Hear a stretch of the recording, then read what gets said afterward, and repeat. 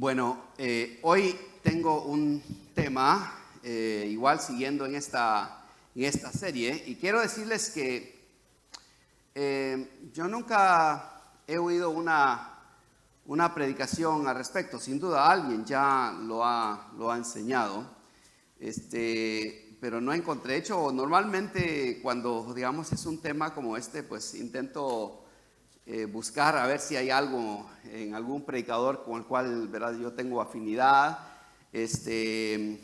pero no encontré, digamos, mayor cosa referente a este tema. Pero bueno, estamos estudiando esta serie sobre Dios, el cristiano y sus finanzas. Y hoy quiero compartir, o más bien de alguna manera tal vez responder a la pregunta de lo que dice la Biblia sobre los ahorros. Es un tema que supongo que algunos han de ya estar pensando, pues, ¿qué tiene que decir la Biblia referente a los ahorros, no? Sí, porque nunca tal vez han oído el tema. Pero quiero decirles que una de las cosas que yo intento hacer es que primero, cuando leo la palabra de Dios, lo hago con mucha reverencia, porque es un libro, claro, es un libro histórico, pero su contenido es sagrado. Y por eso cada vez que lo abro con, ¿verdad?, con temor y temblor, honrando al Señor y permitiendo que el Espíritu Santo impregne en mi mente, en mi corazón, las ideas que Él tiene, ¿verdad?, en el contenido del texto de la palabra de Dios.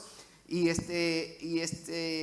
con esto voy a dar fin a esta pequeña serie, pero creo que es de suma importancia responder al tema. Y tal vez algunos ya están pensando, o sea, dice Dios algo referente al ahorro, ¿no es eso anticristiano, verdad? No debemos nosotros confiar en Dios en lugar de nuestros ahorros. Esa es una muy buena pregunta. Entonces vamos a orar antes de empezar, y espero que tenga usted su Biblia, porque vamos a ver varios versículos, varias citas de la Biblia que no las voy a proyectar, sino que las vamos a buscar, excepto aquellos que, ¿verdad?, lo miran por internet, pero ustedes acá en la iglesia buscamos en la palabra de Dios. Permítanme hacer una oración y luego entramos en materia. Amado Dios, muchas gracias por ser bueno con nosotros, porque estamos acá en este recinto, en este lugar sagrado, sacrosanto, este lugar donde acordamos reservarlo para reunirnos, no solo para alabarte con nuestros labios y adorarte con nuestros diezmos y ofrendas, pero también, Señor, oír de ti, de tu palabra, oír qué es lo que tú quieres, qué es lo que tú dices referente a tu voluntad para con nosotros. Y hoy te pedimos, Espíritu Santo, que unjas estos labios para que puedan proclamar tu verdad, y que unjas estos oídos para escucharla y estas mentes para comprenderla.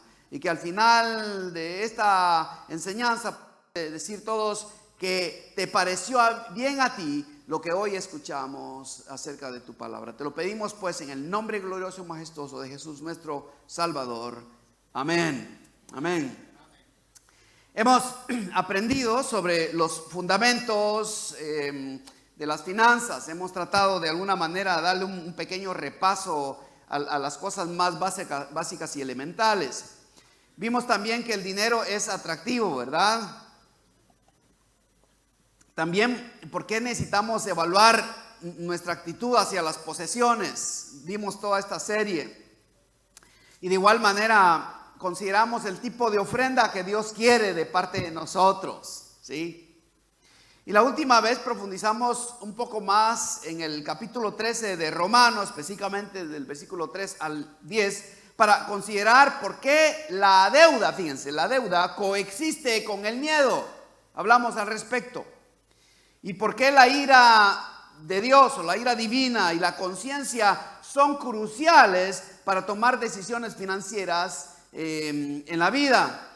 Y luego aclaramos que si bien pedir prestado no es pecado, debe ser usado con mucha sabiduría, ¿sí? No a la ligera, no impulsivamente, sino con mucha sabiduría, ¿sí? Las finanzas no son un tema que las familias discuten de buena gana. La mayoría de familias no, verás, es un tema que no lo discuten de buena gana. Porque de alguna manera pues requiere mucho acuerdo al respecto. Pero debemos seguir adelante porque esta conversación es necesaria, ¿sí? Las estadísticas de George Barna, que es una organización que hace estadísticas sobre el cristianismo en los Estados Unidos, dice que a nivel nacional, fíjense, a nivel nacional solamente el 5% de creyentes diezman, ¿sí? ¿Se imaginan ustedes? Ahora, nosotros como iglesia, cuando consideramos nuestra membresía, el 24% diezman diligentemente, ¿sí? Barna descubrió que la mayoría de los creyentes saben que deben darle a Dios diligentemente, pero no lo hacen. No lo hacen cuando no pueden, ni lo hacen cuando pueden. Y entonces es una decisión intencional de alguna manera, ¿verdad? Darle al Señor, honrarlo a Él con nuestras finanzas. Y Barna también ha descubierto que la mayoría de los creyentes saben que deben tener un fondo de emergencia, ¿sí? Y ahorrar para su vejez. Todos sabemos al respecto, ¿verdad que sí? Sí, todos sabemos al respecto. Pero pocos lo hacen, ¿sí? Pocos lo hacen. Si preguntara acá cuántos de ustedes han empezado un fondo sobre el retiro, posiblemente sean muy pocos. La mayoría de ustedes, especialmente aquellos que ya están, digamos, cerca de la tercera edad, o sea, más allá de los 50, cerca, por ahí, posiblemente están pensando en su seguro social, nada más, ¿sí? Y entonces, saben que deben hacerlo, pero no lo hacen. O tal vez tienen otra manera donde su dinero está. Tal vez está en una casa allá en su país, donde vive un familiar y no paga renta, donde la inversión no es muy, ¿verdad?, adecuada. Igual se vale también, ¿no? Y tal vez eso es lo que piensan. Un día me voy a regresar allá y voy a ir a morirme, ¿verdad? Para el inmigrante, eso es muy común. Y quiero decirles que solamente el 3%, digan 3%. Solamente el 3% de los latinos regresan a morirse en su país. O sea, es más sueño que verdad, ¿sí? Pero bueno, igual, se vale soñar. Pero saben que deben hacerlo, pero no lo hacen, ¿sí? No lo hacen. De hecho, a nivel nacional, ustedes saben que la mayoría de las familias pobres no tienen siquiera $1,000 para emergencias, ¿sí? Y lo que es más difícil es que la mayoría de los cristianos no tienen una comprensión bíblica. Es lo más difícil, que no tienen una comprensión bíblica de cómo administrar su dinero y mucho menos sobre cómo y para qué deben ahorrar. No saben, ¿sí? O lo ignoran, o simplemente tal vez están motivados por el temor, ¿sí? Algunos creyentes creen que ahorrar viola el principio de buscar primero el reino de Dios y la justicia y toda su justicia. Y piensan que ahorrar no es bueno. ¿Por qué? Porque Jesús dijo que debemos de alguna manera buscar el reino de Dios y su justicia, y todas las cosas van a ser añadidas, ¿sí? Y por otro lado está el evangelio de la prosperidad, que promueve, digamos, la idea de enriquecerse, de ser rico, ¿sí? Lo cual asume también rico suficiente como para jubilarse a una edad temprana. Correcto. Entonces tenemos estos dos polos, ¿verdad? Las personas, los cristianos que ignoran la palabra de Dios referente a las finanzas, y en este caso a los ahorros. O están también el otro, ¿verdad? Digamos, el evangelio de la prosperidad, que enfatiza las finanzas como digamos una manera de demostrar de que realmente tienes fe y que Dios te da aprobación. Entonces, ¿qué hacemos? ¿Cómo podemos dar sentido entonces al ahorro si no tenemos un entendimiento claro de las Escrituras? ¿Cómo podemos hacerlo? ¿Cómo podemos hacerlo de buena conciencia? ¿Sí? ¿Cómo podemos ahorrar sin perder la fe en Dios y ponerlas en nuestro dinero? Para esto veamos algunos puntos, algunos principios, y en particular vamos a ver 4 principios, creo, muy fundamentales. Vamos a hablar acerca de que fíjense, la Biblia afirma el ahorro. Vamos a también hablar acerca de que la actitud correcta, hay una actitud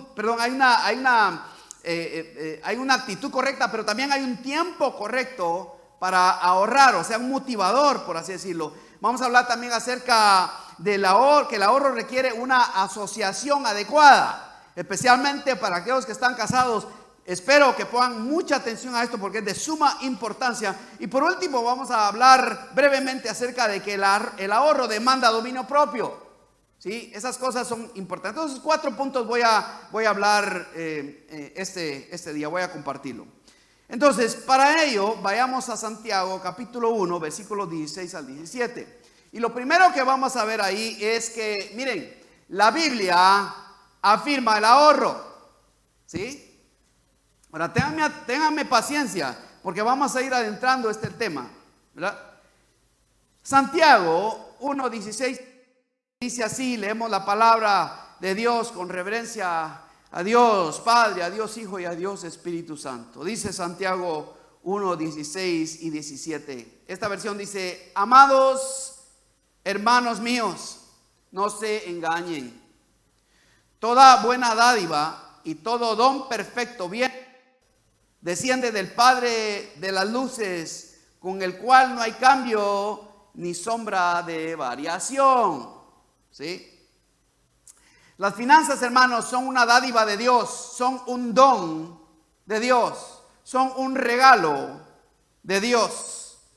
Cualquier dinero que tú hoy tengas, sea en tu bolsillo, sea en tus cuentas, o sea en tu casa, o sea un cofre, donde quiera que lo tengas, ese es un don de Dios, es una dádiva de Dios. Dios valora sus dádivas, ¿sí?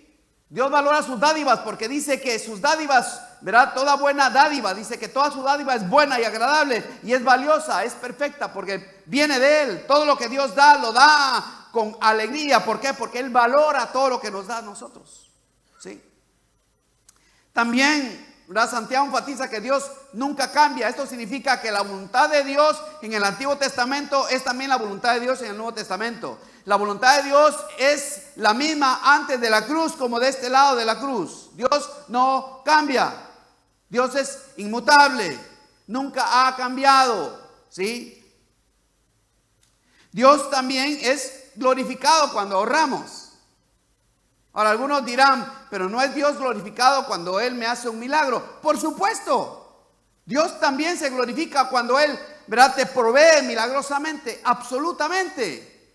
La pregunta es, ¿en qué ocasiones tú quieres, digamos, escoger, o tú de alguna manera escoges cuándo experimentas el milagro? Puedes experimentar el milagro después, cuando tienes la necesidad, Dios te provee milagrosamente, o puedes también experimentar el milagro disciplinándote poco a poco para que tengas lo mismo. El resultado es el mismo, porque requiere tanta fe para ahorrar como también tanta fe para creer cuando no tienes ahorros. ¿Verdad que sí? Muy pocos amenes, ¿no? Sí, ambos requieren de fe. Pero Dios es glorificado cuando ahorramos. Miren, en lugar de gastar impulsivamente, el ahorro planificado demuestra una sabia administración de las dádivas de Dios. Porque todo viene de Dios y por lo tanto debemos aprender a manejarlo correctamente. La segunda parte de Lucas 12:48. Noten lo que Jesús dice en Lucas 12:48. Dice que a todo el que le haya dado mucho, mucho se le demandará de él. Dice, y al que mucho se le ha confiado, más se le exigirán. O sea, ¿tienes tú un buen trabajo? Dios dice, entonces voy a demandar más de ti.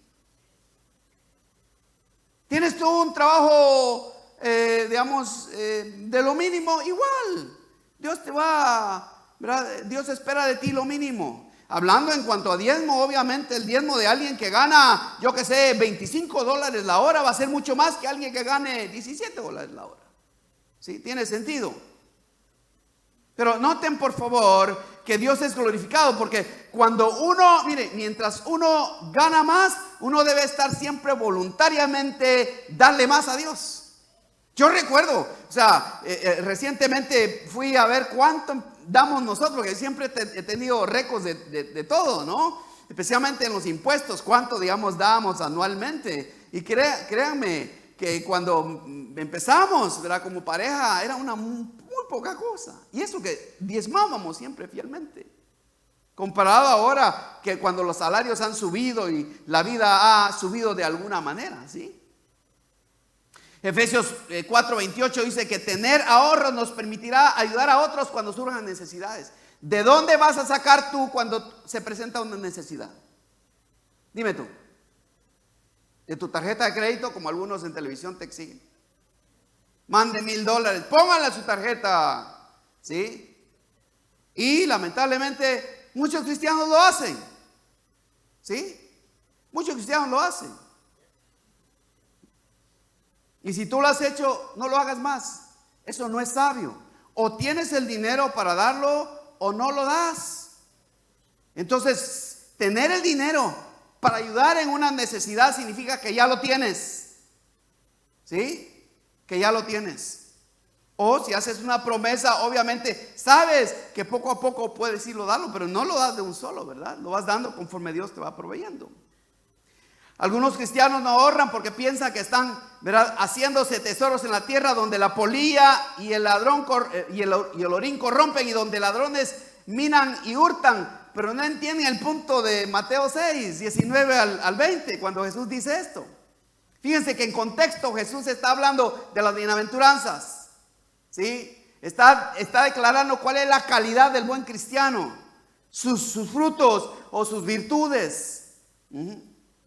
Jesús sigue compartiendo las bienaventuranzas, ¿verdad? Y que son el camino para, digamos, dejar que nuestra vida gire en torno al reino de Dios.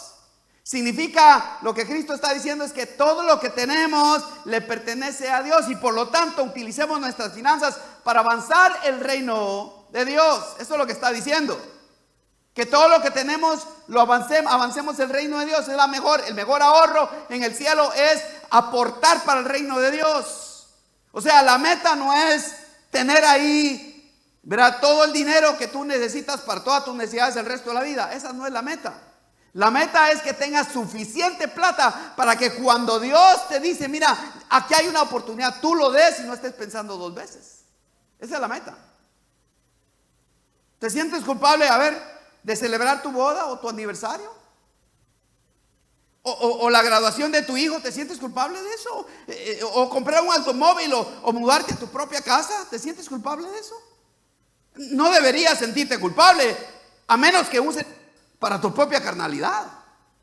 Pero si todas esas cosas las utilizas para avanzar el reino de Dios, entonces hazlo. Cómprate el carro que tú crees que va a ser más útil para el reino de Dios. Cómprate la ropa que tú crees que va a honrar más a Dios. Hazlo. Tienes la libertad de hacerlo. ¿Te das cuenta? El ahorro es afirmado por Dios. De hecho, hay una gran historia y no la vamos a ver, pero solo para que ustedes consideren eso. Génesis 41 al 47 está la historia de José.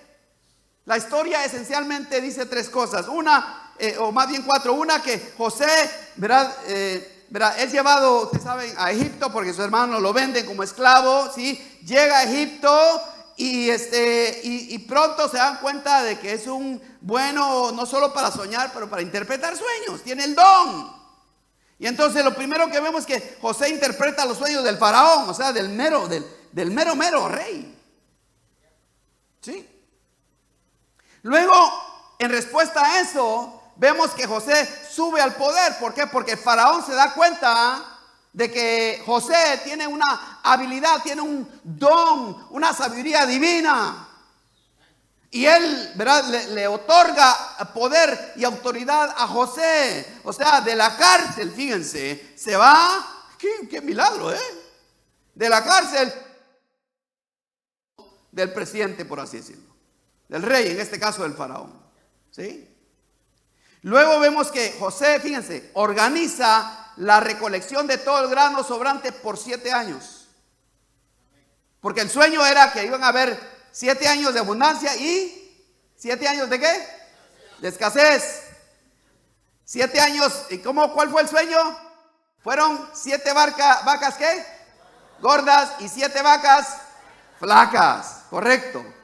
Y Dios le da la interpretación a José de que las vacas gordas es un tiempo de sobreabundancia en el pueblo de Egipto. Pero luego vendrían 7 años de sequía, donde entonces vemos a José recolectando. Ahora, noten por favor, noten que ya con esa convicción, tanto el faraón le permite, le da poder, pero José también organiza. ¿Cómo creen ustedes 7 años guardando grano? Qué locura, ¿no? Como Noé cuando construyó el arca. Es la misma esa locura. Prepararse para el futuro. Dios instó a José a ahorrar todo el grano, hermanos. En aquel tiempo lo más valioso de todo era el grano. Porque sin el grano los animales se morían. Y sin animales no había, ¿verdad? No había proteína para el pueblo. Entonces el grano era lo más importante de aquellas culturas. ¿Sí? Entonces aquí vemos que Dios insta a José, fíjense, a ahorrar. Fíjense, Dios usa a José para salvar a la gente de la hambruna que duró por 7 años. ¿Y cómo lo hizo? Ahorrando. ¿Aló? ¿Sí? Ahorrando. Y no solamente salvar, fíjense, a todo un pueblo, a toda una región de la gran sequía, pero también a su propia familia. ¿Se dan cuenta? Entonces nos damos cuenta que no, el ahorro, especialmente que va a glorificar a Dios, ¿verdad? Es bueno, es aprobado por Dios, es animado por Dios. Entonces hay un milagro, tanto en la provisión de Dios previa a la sequía. De igual manera, yo diría, Dios le provee a la iglesia abundantemente para que no se lo gasten, sino, ¿verdad?, vivan con lo necesario y se preparen para un día cuando vengan los tiempos difíciles. ¿Aló? Sí. Eso no es anticristiano, hermanos. Lo vemos claramente en la palabra de Dios. Ahora, el problema, miren, el asunto es que Dios no le hace falta nada. Dios no necesita ahorros. Él es el ahorro de todo lo que, Él es la esencia de todo lo que Él necesita. Él no necesita nada más que Él mismo. Pero nosotros sí. Incluso fíjense, la creación lo sabe bien. En la creación estudiamos, miren, en Proverbios 6, no lo vamos a ver, pero en Proverbios 6, del 6 al 11, hay otra ilustración muy importante. Habla acerca de las hormigas. ¿Sí? Dice que las hormigas construyen espacio en el invierno. Noten por favor en la secuencia. Las hormigas construyen espacio en el invierno, reúnen su comida en la primavera, o sea, en la cosecha, y preparan su pan en el verano. ¿Sí? Cuando leemos ese pasaje, si ustedes lo ven ahí, si ustedes leen Proverbios 6, del 6 al 11, hermano, no está hablando de hormigas, caramba. Esa es nada más la ilustración. ¿Por qué? Porque el versículo 6 dice: oye, Aragán, pon atención. ¡Cha! ¿No le da? No está hablando de las hormigas. Está ilustrando al Aragán de que la hormiga, dice que no tiene ni capitán, pero se prepara. Y tú que tienes cerebro, tú que eres más inteligente, tú que eres más sabio que una hormiga, debes también prepararte más que una hormiga. Eso es lo que la palabra de Dios está diciendo. A ver, tócate así, mira, di así, mira. ¿Sí? Yo soy inteligente, di. Caramba, tú eres inteligente. Si estas cosas ya las sabes, ¿verdad que sí? ¿Verdad que sí? ¿Sí? Nos está recordando lo que ya tú sabes, pero se te ha olvidado. Eso es todo.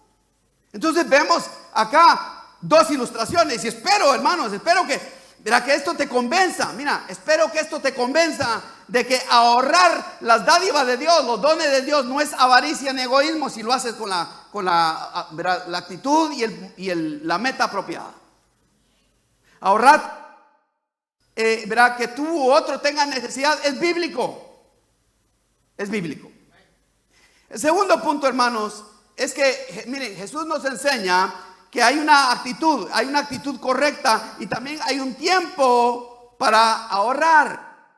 No todo el tiempo es para ahorrar, es cierto, ¿sí? Vayamos a Mateo 25, por favor. Mateo 25. Veamos los versículos 25 al 27. De hecho, quiero decirles que en contexto Jesús está hablando acerca de los últimos tiempos, ¿sí?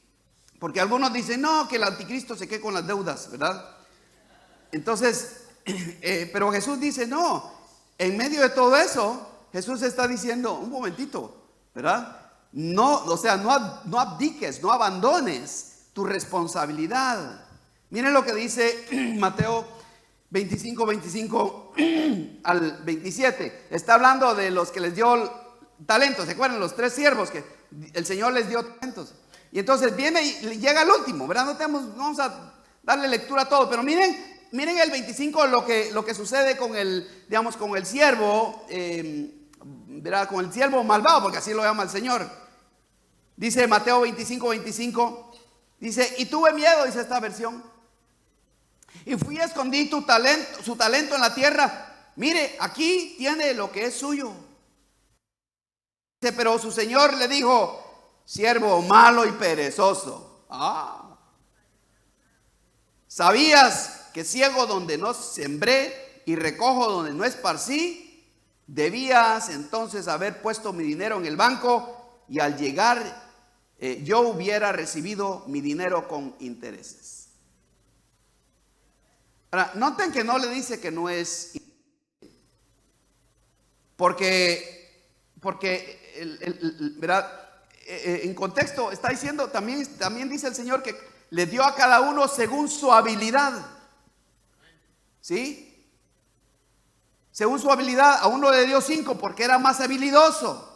Su Señor lo había visto trabajar, ¿sí? O sea, esto significa, hermanos, miren, esto significa que en cuanto a finanzas, no vamos a ser todos iguales. ¿Aló? Unos tienen más habilidad que otros, ¿sí? Unos tienen una capacidad de que les rinde, no sé, tienen ese sentido de hacer crecer su dinero. Tienen una habilidad diferente. No es mejor, simplemente es diferente, ¿sí? Otras tienen una habilidad así, ¿verdad? Promedio, y otros tienen menos habilidad. Jesús lo entiende eso, y nos da a cada uno según nuestra capacidad. Pero dice que al malo, resulta que el malo tiene una actitud incorrecta. ¿Qué es lo que pasó con el malo? Este inversionista, llamémoslo inversionista, tenía miedo. ¿Qué es lo que lo detuvo de hacer crecer el dinero? El miedo, ¿sí? El miedo. Ahora, él sabía que el dinero no era suyo, como nosotros sabemos que todo lo que tenemos no es de nosotros, es del Señor, ¿verdad? Y por eso las finanzas las manejamos con mucho, o sea, las finanzas para nosotros, el cristiano, son sagradas, ¿sí? Porque es la plata de Dios. Nosotros somos solo administradores, y como administradores disfrutamos de administrar esa plata. Pero este tenía miedo, ¿sí? Ahora, yo te pregunto, ¿cuál es tu miedo? ¿Cuál es tu miedo? ¿Miedo de perderlo todo? ¿Miedo al fracaso? ¿Miedo al riesgo? ¿Miedo al qué dirán los demás? ¿Que tengo mucho? ¿Que tengo poco? ¿Que me he visto así? ¿O me he visto de esta otra manera? ¿Sí? ¿Miedo al dueño de las dádivas o al talento? ¿Le tienes miedo a Dios?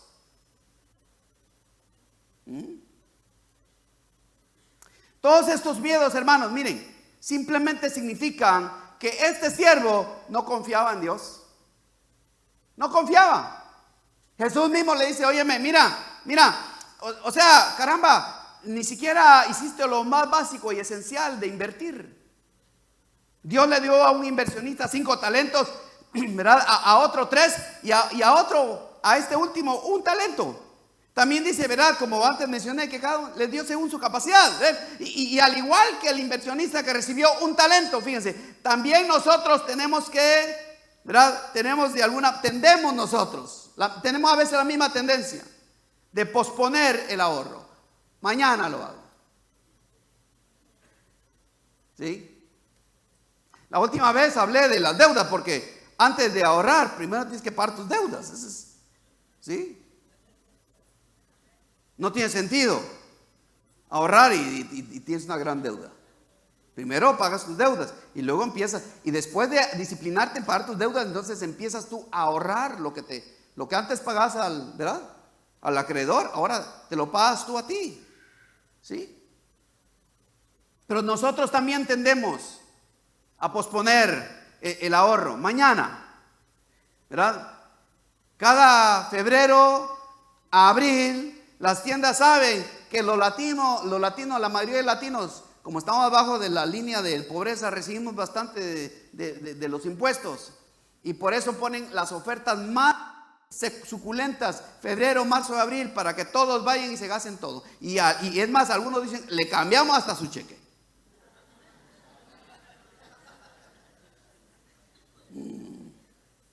¿Sí? Al negarse a ahorrar con prontitud, verá, este inversionista, este siervo, perdió la oportunidad, fíjense, de ganar intereses compuestos. ¿Saben qué son intereses compuestos? Interés, correcto. A ver, les voy a ilustrar rápidamente. Usted agarra $10,000, le voy a ilustrar qué es interés compuesto. Usted agarra $10,000 y lo pone en un fondo mutuo, ¿sí? Y le van usted sabe que en la bolsa de valores dicen que el promedio son 7% de ganancia anuales. 7%, es el promedio entre los altibajos, es 7%. O sea, está comprobado si está bien balanceado y lo que le llaman diversificado. Pero lo pone en un fondo mutuo donde está bien diversificado, ¿ok? Pero lo pone por 10 años. Por 10 años, pone $10,000 a 7% por 10 años. ¿Cuánto cree usted que va a tener en 10 años? El doble, $20,000. ¿Sí? ¿Cuánto les gustaría, lo que tengas hoy, cuánto te gustaría que se hiciera el doble? Que se te duplicara. No. Entonces Jesús le dice a este malvado, le dice, óyeme, ¿eres un tonto? Que pudiste haber llevado este talento al banco para que te pagaran intereses sobre intereses, y cuando yo regresara, ¿verdad? En lugar de tener 1 talento, tuvieras 2 talentos. ¿Sí? ¿Cómo lo sabemos? Porque el que tenía 5, ¿cuánto le trajo al Señor de regreso? 5 más. Y el que tenía 3, ¿cuánto le trajo? 3 más. ¿Sí? Tal vez los otros hicieron lo mismo. Tal vez los otros lo llevaron al banco y por eso le entregaron el doble al Señor. Pero este que sabía, porque Jesús asume de que él sabe, pero no lo hace. Una de las razones por las que otros cristianos no ahorran, no es porque, de nuevo, es porque no entienden este asunto, ¿sí? Y no entienden tampoco, miren, ahorrar requiere un grado alto de paciencia. Digan todos paciencia. Mucha paciencia. Porque todos queremos así. Ya ven los numeritos que vayan subiendo, ¿sí? Algunos de ustedes tienen ahí un Roth IRA, una IRA, ¿verdad? Y todos los días van a ver cuántos sube. Es un dolor de cabeza porque se hace ese dinero así para arriba y para abajo. Sin embargo, hermanos, requiere paciencia. Miren, una de las razones, pónganme atención acá, miren, una de las razones por las cuales los cristianos no ahorran es porque no es emocionante. No es tan emocionante como irse a la tienda y mira mi amor, este sofá lindísimo. Este sofá me va a hacer feliz para toda la vida. Si tú me lo compras hoy, mira, te voy a querer toda la vida. Mira esta decoración, mira qué bonito, mira este cuadro, qué lindo, solo cuesta $30. Sí. Mira estos zapatos, mi amor, mira qué lindo, solamente cuestan 120. Me vas a hacer feliz con mis tacones y voy a andar así bien bonita, bien guapa. Mira, mi amor, este carro, mira, qué lindo, mira, si hoy me lo compro, voy a ser el hombre más feliz de toda la vida. Mira, y te voy a andar así, mira, en el carro, así, mira, y voy a hacer la envidia de todos, mira. Lo que pasa es que ahorrar no es emocionante. ¿Sí? Ahorrar e invertir requiere perseverancia, requiere paciencia. ¿Sí? Y por eso, y más viniendo de un trasfondo latino, que nosotros somos muy eventuales, o sea, nos gustan los eventos, lo que, la algarabía. El tema es que el ahorro no trabaja así. El ahorro es independiente de tus emociones, de lo que tú sientes. Entonces, hemos aprendido hasta ahora de que Dios afirma el ahorro y que Jesús nos enseña que debemos tener la actitud correcta, pero también aprender el tiempo correcto para ahorrar. Cuando más tienes, ahorra. Y cuando menos tienes, pues ahí está el ahorro para que en tu necesidad lo puedas utilizar. Así es, como José, como la hormiga. Entonces, Dios afirma el ahorro y nos enseña cuál es la actitud y cuándo, el momento también adecuado para ahorrar. Pero también miren, el ahorro requiere la asociación adecuada. ¿Sí? Y si tú estás casado, esto te aplica mucho más a ti. Aunque no solo a ti, si tú vives en la casa de tus padres o vives con alguien más, digamos, que no sea tu compañero, ojalá, ¿verdad? Sino que estás casado, digamos, vaya, esto te aplica más a ti. Igual a la persona que vive sola también. ¿Has notado que la mujer de Proverbios 31, mira, la mujer de Proverbios 31, ¿has notado que es una ahorradora e inversionista ejemplar? ¿Les has dado atención a eso?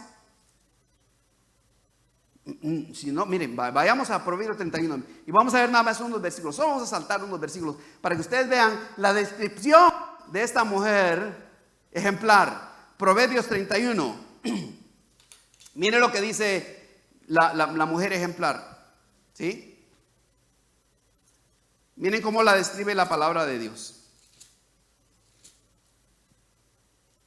Dice, miren el versículo 10. Dice, mujer hacendosa, o la Reina Valera que dice virtuosa, ¿verdad? ¿Quién la hallará? Ahora, ¿cómo empieza? Miren, dice, su valor supera en mucho a las de las joyas. O sea, una mujer, o diría yo también igual, un marido virtuoso o una esposa virtuosa, supera el valor de las joyas.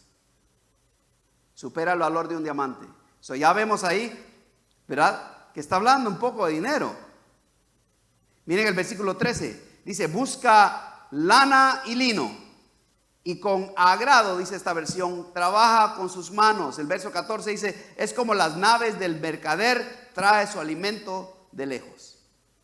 O sea, no se va al mercado a comprar lo que se le antoja, sino que va con su lista de gasto y sabe cuánto puede gastar. Y si no hay para, ¿verdad? Si no hay para postres, no compra postres, porque no hay. O sea, es una mujer inteligente con sus finanzas. Miren el versículo 16. Evalúa un campo y ¿qué hace? Y lo compra. ¿Sí? Con sus ganancias planta una viña. O sea, mira la oportunidad. ¿Sí? Invierte su dinero y con el dinero que saque su inversión, construye, ¿verdad? Planta una viña. O sea, va creciendo su ganancia. ¿Te das cuenta tú? Mira el versículo 18. Nota que su ganancia es buena.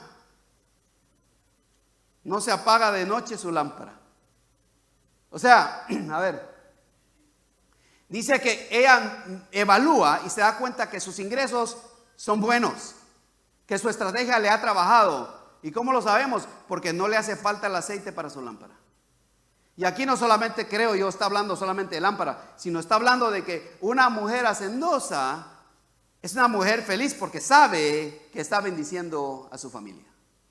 Ahora, esto está hablando de mujeres y de igual manera se asume. Ahora, la razón por la cual está hablando de mujeres es porque en aquella temporada las mujeres no trabajaban o no tenían un trabajo como hoy. ¿Sí? El verso 20 dice, extiende su mano al pobre y alarga sus manos al necesitado. Óigame, y no le pregunta al marido, ¿cómo cree usted que ella lo hace? ¿Ah? ¿Cómo creen ustedes que lo hace ella? Miren el versículo 11, regresemos al versículo 11. En ella confía su corazón, el corazón de su marido, y no carecerá de ganancias, dice. O sea, su marido sabe que esa mujer es una mujer, una buena asociada, una buena socia. Y aquí es donde de alguna manera viene el problema de que las parejas que no usan sus finanzas, hermanos, de hecho, estadísticamente hablando, miren, la mayoría, más de la mitad de parejas que no unen sus finanzas, nunca llegan a cumplir sus metas financieras. O sea, tienen más del 50% de probabilidades que nunca van a llegar lejos con sus finanzas.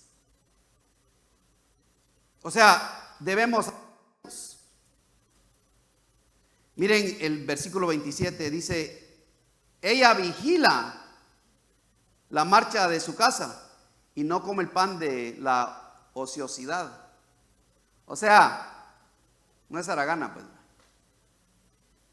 ¿Sí? Mira a ver cómo ayuda a su esposo. Ahora, ¿por qué habla de nuevo la Biblia acerca de la mujer?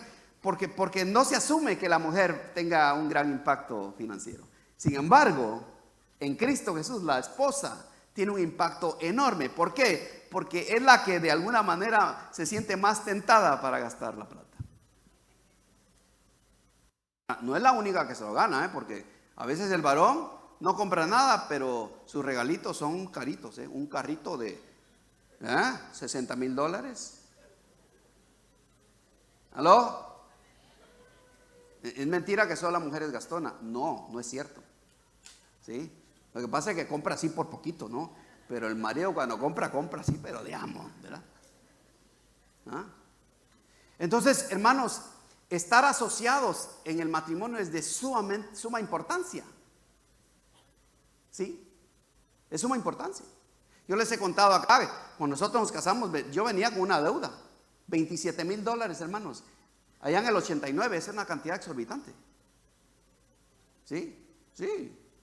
Yo era gastador compulsivo. Y ¿saben qué? Y ponía las cosas para el Señor, las ponía en la tarjeta. ¿En serio? ¿En serio? No les miento. Ya lo saben. Pero cuando llegué al matrimonio me jaló las riendas y me dijo, no, eso ya no se va a hacer acá. Eso no se puede. No vamos a salir adelante. Tienes que de alguna manera balanceate, caramba. ¿Sí? Y entonces reconocí que necesitaba ayuda y le rendía ya todas las cuentas. Por 5 años. Que nos sacara de deudas. Y miren que gracias a Dios la usó a ella para sacar deudas. Pero en el proceso yo aprendí de nuevo. Y de ahí me dijo, ahora es tu turno. Y de ahí en adelante yo las he manejado, ¿se dan cuenta? Pero ella sabe dónde está cada centavo. Y no andamos, de veras, todo lo que gastamos, ella sabe de lo que yo gasto y yo sé lo que ella gasta. Somos socios. Como socios hemos trabajado juntos para tener ahí ahorrados, para que el 5 de mayo, que esa niña se nos graduó de la universidad, teníamos cada centavo que ella necesitaba ahorrado e invertido para pagarle toda la deuda que agarramos en la universidad. ¿Saben cuánto debemos de la universidad? 0. Pero no por el gobierno, porque ella fue a una universidad privada. ¿Sí? Fue por la sabiduría que Dios nos dio a través de los años, de ser socios en las finanzas. Socios. No sucios. Socios. No jugamos sucio, ¿verdad? Jugamos el juego socios. Ahorrar para el futuro es el fruto de la asociación correcta. ¿Sí? No eres un buen socio ahorrador si compras un boleto de lotería o apuestas tu reloj en las barajas o tus ahorros en una carrera de caballos. Las mejores asociaciones para ahorrar son una esposa sabia o un esposo inteligente. ¿Sí? O sea, tu éxito, ¿estás casada o casado? Tu éxito está a la par tuya. O tu bancarrota, como dijo alguien también. Más bien, tu éxito. Cuando ambos cónyuges son sabios con los ahorros e inteligentes al invertirlos, porque ahorrar es una cosa, invertir es otro juego diferente. Cuando ambos cónyuges son sabios en sus ahorros e inteligentes al invertirlos, hermanos, sus hijos los honrarán cuando tengan el éxito en la escuela, en su educación, el éxito en el trabajo y el éxito en la iglesia. ¿Sí? Cuando no, en lugar de darles el dolor de cabeza de que no tienen ni para la leche, ¿sí? Sino que tienen lo suficiente, que sus padres han trabajado, que son socios, que juntos pagan, no mitad, no, 100% todos, juntos. ¿Aló? Juntos. Dan sus diezmos juntos, ¿sí? Invierten juntos, compran algo juntos, ¿sí? No estoy hablando de tomates y cebollas, no estoy hablando de eso. Sino estoy hablando ¿verdad? De las compras que necesitan asociación. ¿Estamos aprendiendo algo? Entonces la Biblia afirma el ahorro. Jesús también enseña que debemos tener la actitud correcta y reconocer el tiempo correcto, adecuado para ahorrar. También necesitamos la asociación correcta. Y por último, hermanos, el ahorro demanda dominio propio. Algunos cristianos abandonan la fe porque piensan que Dios no les contesta sus oraciones. Otros abandonan a Cristo por el poder que viene con el dinero. ¿Verdad? Unos se retiran porque son muy pobres, otros se retiran porque son muy ricos. Pero fíjense que el dinero no es lo que determina. El problema, lo que determina la decisión de la persona es su calidad del corazón. ¿Sí? Vayamos a 1 Timoteo 6:10 y miren lo que Pablo dice referente al dinero acá. 1 Timoteo 6:10. Es un versículo cortito, pero muy conciso y de tanto contenido. Dice, porque la raíz de todos los males es el amor, ¿qué? Al dinero, por el cual, codiciándolo algunos, se extraviaron de la fe y se turbaron con muchos dolores. O sea, el problema, hermanos, la raíz de los males es el amor mal dirigido, ¿sí? El amor dirigido a la plata, el amor dirigido a ese dinero que tienes ahí, a esos ahorros, a ese plan de retiro. Pensar de que ese plan de retiro, tan bueno como sea, te va a salvar el cuello. Tú no sabes si te vas a morir antes de que de que puedas sacar ese dinero. El amor al dinero, poner a Dios antes del dinero. No el dinero como una dádiva de Dios, sino el dinero como lo que de una manera dirige el corazón de tal persona. Hasta algunos cristianos tienen miedo de invertir sus ahorros, otros pueden ahorrar por miedo, otros también ahorran por miedo. O sea, ¿por qué estás ahorrando? ¿Porque tienes miedo el día de mañana? Esa no es una buena motivación tampoco. Ahorra porque eres sabio, ahorra porque Dios de alguna manera puede usar eso en el futuro, pero no por miedo. No ahorres por su supervivencia, ¿sí? Para sobrevivir los tiempos malos.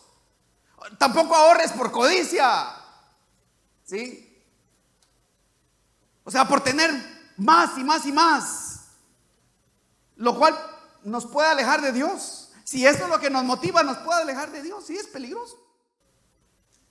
Ahorrar para necesidades futuras, tener un fondo de retiro o ahorrar para ayudar a otros cuando llegue la necesidad, no es pecado. Pero si ahorras por miedo a lo desconocido o por envidia a los que otros tienen, porque quieres comprarte lo mismo que el otro tiene, o atesorar dinero, o por avaricia, ¿sí? Por acumular, entonces no entiendes nada de lo que la Biblia dice. Si esa es tu motivación. En Marcos 8:36 Jesús hace una pregunta, dice: ¿de qué le sirve al hombre ganar al mundo entero y perder su alma? O sea, el ahorro no es el fin. El ahorro solo es un medio por medio del cual puede experimentar el milagro de Dios en su provisión divina diariamente y en disciplina y aprendiendo ahora las lecciones que puedes aprender si te disciplinas al respecto. Los acaparadores son destruidos porque todo lo que preservar la riqueza en lugar de invertir generosamente cuando arruinas. O sea, debemos ahorrar para dar, no para acumular. Los ahorradores, por un lado, quieren ser generosos. ¿Cuántos quieren ser más generosos de lo que son? ¿Quién quiere ser más generoso de lo que ustedes son? Yo quiero ser más generoso. Le doy gracias al Señor. Miren, de veras, de nuevo, no es por vanagloriarnos, sino es por darles a ustedes ejemplo. Pero nosotros creemos en el diezmo, y no solamente en eso, sino más allá del diezmo. Nosotros nos propusimos hace años, ¿verdad?, incrementar, ¿verdad?, nuestras ofrendas al Señor. Hoy día damos un promedio de un 18% de nuestros ingresos. Pero no llegamos ahí así de la noche a la mañana. Nos costó disciplinarnos y poco a poco pudimos llegar. Bendito Dios por ello, ¿sí? Cuando hay una oportunidad, no tenemos que estar pensando, ¿verdad?, ¿de dónde vamos a sacar el dinero? Pensamos más que todo: Señor, ¿cuánto quieres que demos? Y lo damos, ¿sí? Porque ya está el dinero ahí. ¿Te das cuenta? Entonces, un ahorrador quiere ser más generoso. También quiere permanecer dependiente de Dios. ¿Cuánto queremos permanecer dependiente de Dios completamente? ¿Verdad que sí? Sí, no de la plata, ¿sí? Reconociendo que Dios es la fuente de nuestra provisión y el único que controla nuestro futuro. Entonces, hermanos, en conclusión, mientras escribía este bosquejo, oraba al Señor que esta instrucción bíblica, ¿verdad?, nos abra los ojos, hermanos, al hecho de que ahorrar para el propósito correcto es aprobado por la Escritura. De que la Biblia dice amén al respecto, si lo hacemos para el propósito correcto, con la actitud correcta y con la generosidad apropiada en el momento cuando viene la necesidad. También oro para que ahorres a fin de avanzar el reino de Dios con tus diezmos, en lugar de soñar que un día vas a poder hacerlo, sino hacerlo ahora cuando puedes.